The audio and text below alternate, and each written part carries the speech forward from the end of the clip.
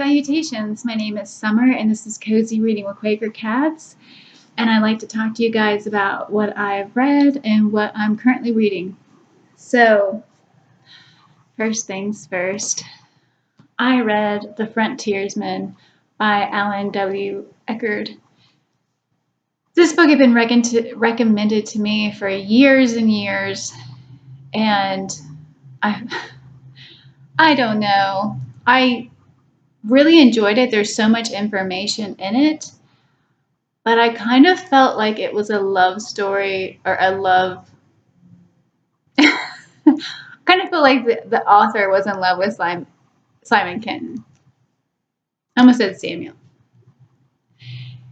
Because that's, it starts out in 1755 with Simon Kenton being a young man and making a rash, a violent decision, and then having to change his life. And he became the man who he was, which I don't think he was that great, honestly.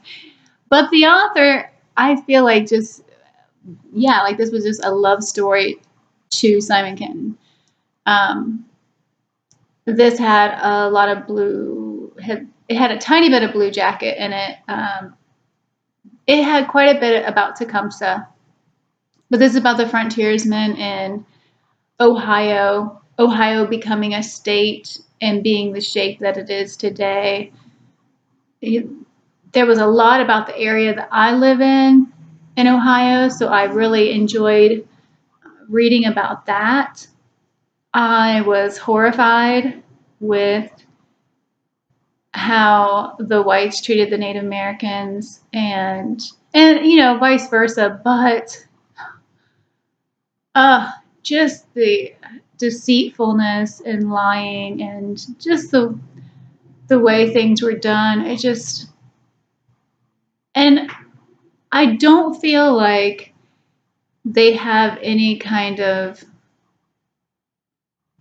I don't see how they feel like they were in the right, the white people. The Native Americans said, you can have this land, just don't cross over to this land. We consider this land sacred. We use it for hunting. It's important to us. We just don't want you on this land. And the whites were like, we want all the land. We don't want you here. And that's the gist of the book, I feel like. There was just so much. It was very hard to read. It was very graphic, the tortures that the Native Americans did and the tortures that the whites did. It's just unbelievable. And then the British come in and they're getting the Native Americans on their side, but they are horrible to the Native Americans too and lie to them about things. So yeah, I'm going to read, I have the next two books in his series, the Winning of America series, which I hate that name to begin with, but I did learn a lot from this. I did learn a lot of things I didn't know, so yeah. Anyway, the other thing I finally finished War and Peace, guys. And I loved it. I, of course, gave it 5 stars. I would have gave it more if the star rating system was more. And I'm not really a star person anyway. But this is on my top 20 favorites right now. And it may stay. This is a story about... I'm going to tell you how I feel about this book. I'm not going to give you a synopsis, but, I'm not going to read anything out to you. This is just my feelings about the book. To me, this is a story about Pierre and Prince Andre and their friendship and their circles that they live in. And Prince Andre, who was raised very wealthy, he's a prince, he ends up going off to war. And then you have Pierre, who was raised as a bastard. Early in the book, he inherits from his father, and he becomes the count. So, I mean, an unbelievable amount of money. So that was a huge surprise to him because he never thought that he would have that. So Pierre does not go off to war, but he glorifies it, you know. The Masons are in here where Pierre joins the Masons. So you have that. There's a lot of love in here, but then there's a lot of strange relationships too. Of course, there's a lot of war. There's fantastic characters. I loved Andre's sister, Maria, and Denisov, who, yeah, I loved him. He was my favorite for a long time going through. You have characters that are prisoners of war. You have the different relations. You find different relationships between Russians and French. There's a lot about Napoleon in here and Alexander. Let me talk about something. So I'm not sure when it started happening because it just started happening and I didn't think anything about it. But as I got to like closer and closer to the end, and then the last 200 pages, I realized Tolstoy will stop and I think it started when he was telling us about the war. Like when we'd have a war scene and then he'd take us aside and he would explain to us about what's going on in the war. But the last 200 pages is all about Tolstoy talking to you about politics and morals, why people follow the people that they do, why people are put into power that should never have been in power, and why do people continue to follow them after they've done horrible things. I love this book. I definitely recommend it. And you know, I understand what is it, 1,300 and some pages. I understand it's a big book, but I took 6 months. I did not rush through this. Part of it was because of this print. This tiny print. But no, I mean, this is not a book that you should rush through. I mean, unless you're Steve Donahue and he can read in 150 pages an hour, I think, to my 20 or so. Anyway, yeah, I definitely feel like this is a book that you should just take your time with. And I know that's hard sometimes on BookTube because we want to talk. We don't feel like we've accomplished anything if we don't get a book finished. And yeah, it took me 6 months to get War and Peace done. I loved it. I think it's definitely worth reading. And I don't believe I got everything that I was supposed to get from the book. It's definitely one that I want to reread. And I'm reading, which I could talk about. Yeah, I didn't finish anything else, so I'll tell you. I'm reading The Count of Monte Cristo. And it's the same thing. Well, Napoleon, they're talking about Napoleon like right off, and I had just came from Napoleon. And I have a book called Napoleon the Great. And I'm not sure. I just saw it. Oh, okay. It's by Andrew Roberts that I plan to read sometime this year. So I'll know more about Napoleon by reading that book about him. But I've been hearing a lot about him through The Count and War and Peace. And I'm not catching everything about, like, you know, with the politics in this also, I don't think. But I'm loving the story. I'm reading this with a group of great ladies, and I'm only on page 172. And this is a little over 1,200 pages. It's wonderful. It is fast paced. I mean, I don't know if he's going to be able to keep up this momentum. I mean, but I'm shocked about, and this is a book, if I wasn't reading anything else, because you know me, I read a ton of stuff at once. But if I wasn't reading anything else, I feel like it wouldn't take long to get this book finished just because of how it's written. And this is about Edmond Dantes, who has been wrongly accused of pretty much being a traitor And Napoleon's ruling. He's not ruling. He is ruling. You're a traitor if you had followed Louis the Sixth. I think it's 16th. I don't remember. Louis. We'll just say King Louis. You're a traitor if you're following King Louis. No, you're a traitor now because you were following Napoleon. That type of deal is going on. And so nobody's quite safe. But yeah, he's been wrongfully accused and he's been imprisoned forever with he didn't have any judge or jury. He just had one man who decided that it was safer to keep him imprisoned. And now he has,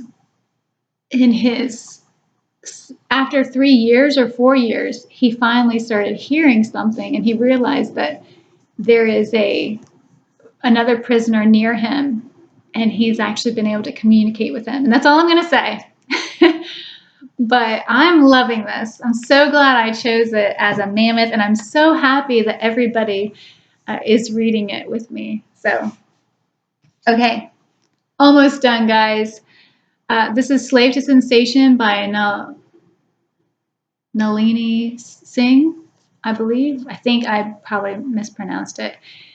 Okay, so this is about were-leopards or were-panthers, and Asai and Sai are all in their heads. I hear I made vegetarian lasagna and I hear the buzzer. The stove will shut off, but it shuts itself off. Anyway, okay, so I have learned what I don't like about romance. Some romance. I was telling Angie this.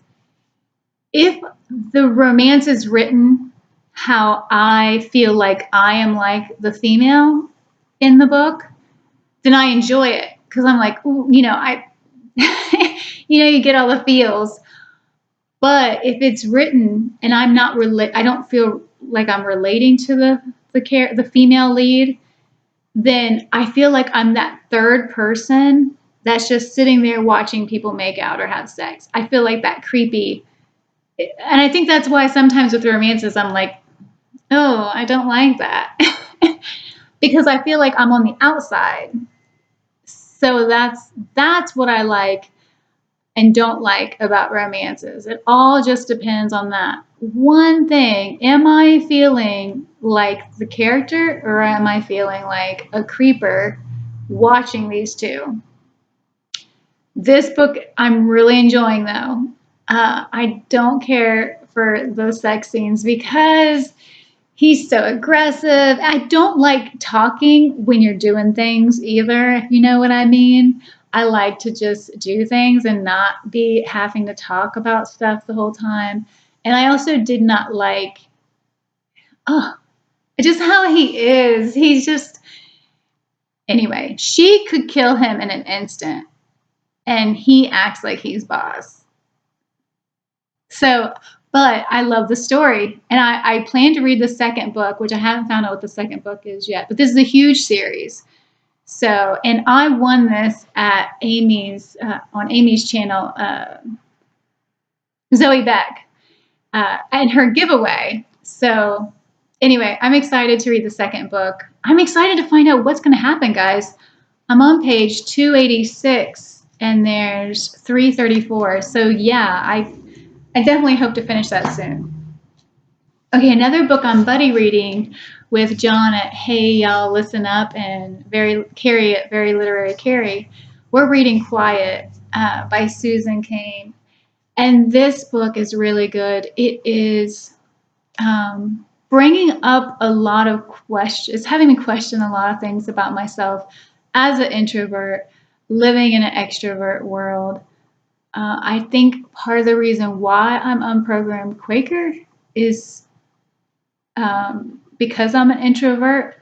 That type of religion fits in very well. We sit in silence for 45 minutes and we contemplate and think about things. And it's so interesting hearing about extroverts, though, and how they think a little differently about things. I have noticed the only thing that's kind of bothering me is I noticed she picks a certain person and then she brings them up a lot.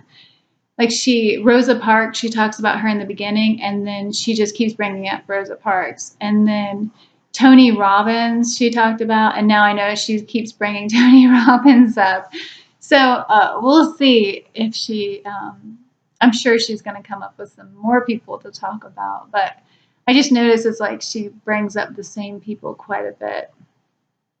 Anyway, I'm only on page 82 out of, I think, 268, 270. So I'm really enjoying this, and it's been great with Carrie and John and hearing their thoughts about it. So, and we're doing it on Instagram, which is I'm on Instagram now, which I never had thought I would do that. So another book that I only read the preface and the first 4 pages of Parting the Waters. So I really am not into this at all, but I hope to read at least a couple more pages. I'd love to get chapter 1 read, but you know how that goes. Parting the Waters, America in the King Years, 1954 through 63. And this is by Taylor Branch. And I saw this on Jack's channel at Jack the Rambling Raconteur. I believe this is his mammoth, because I think it's 900. Yeah, this is his mammoth for the month. So, and I'll link his channel down. If I mention someone, I'll link them down below. Okay, so I have one more CD before I'm going to talk about this book. This is Dark Tides by Philippa Gregory, because I haven't really decided what I'm going to tell you guys about it, because it is the second book. The first book is Tidelands, and it's like historical fiction. And I'll talk about this a lot more after I finish this listening to this last CD. Loving it. I mean, 5-star all the way. I'm also still listening to Magic Lessons by Alice Hoffman, and this is very good. And I just feel so bad for Maria. She put a curse, which you guys, if you watch Practical Magic, she put a curse on the women of the family about anyone who loves any woman in the family line, they'll die. Like the man will die. And the thing that was so stupid about it, it's like, Maria, the men who you have thought have loved you haven't loved you. That's not love. The one man who could love you can't, because he will die, because you put this stupid curse on every woman in your family not to be loved. I don't even understand. But as soon as I finish that one CD, I'm going to start listening to Oathbringer by Brandon Sanderson. And this is the 3rd book in the Stormlight Archive. I've loved the first 2. I didn't love Way of Kings the first time I read it, but then I listened to it the end of last year, beginning of this year. And I loved listening to the audiobook. And then Words of Radiance, I loved also. So I'm really hoping I get the same from that one. Oh, I forgot about this book. I don't know if you can call this reading. I got this book from the library. It's Bird Love by Leela Jeffries. It is beautiful, and it's just pictures. At the very back, it tells you about some of the birds, but I'm not really a parakeet fan. Let me find some different beauties in here. My lighting's not going to let you see this, but it's, just absolutely amazing. These feathers, how these feathers look. I don't think you guys can really see, but they're so beautiful. So beautiful. And like I said, at the very end, you can read about each bird, their story. They all have a different story about them. And some of them are rescued, some of them, and each one, it says, the beginning, it'll tell you about, like the last one is called Lost, and it's about a bird who got, oh my gosh, guys. Oh my gosh, look at those colors. Look at those colors. About a bird who got lost, and it's a different looking bird. I've never seen. What is this? Australian gannet. I'm sure I messed that up. Anyway, it's beautiful. If you like looking at birds, you may like it. And there's a library DVD I plan to watch, and it is Secret Mind of Slime. Who says you need brains to be smart? So hopefully I'll get to watch this week, and we'll see. I'm not going to say that I'm going to understand all of it, but I might understand some of it. We'll see. Okay, well, let me know, guys, if you have any thoughts about these books. If you have read any of them, what are you reading this week? What have you just read? Look at this May. May. Yeah, and I hope everybody's having a great week. I'm sitting on this box of bookshelves that I need to put together. I haven't figured out how to do my books yet. Anyway, thank you so much for watching. Bye.